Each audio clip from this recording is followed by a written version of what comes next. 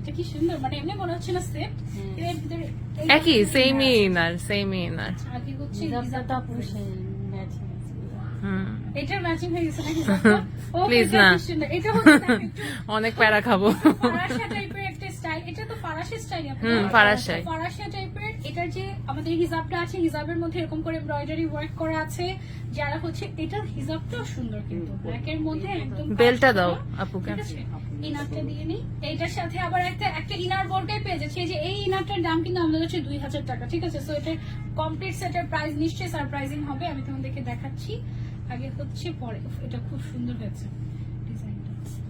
হিজাব কিন্তু বেশ বড়, একেবারে ফুল কভারেজ। হিজাবটাকে ঘুরিয়ে নিয়ে আসি। বেলটা দাও আপুকে, আপু তাহলে মনে হয় বাঁধতে পারবে ইজিলি। পারবা?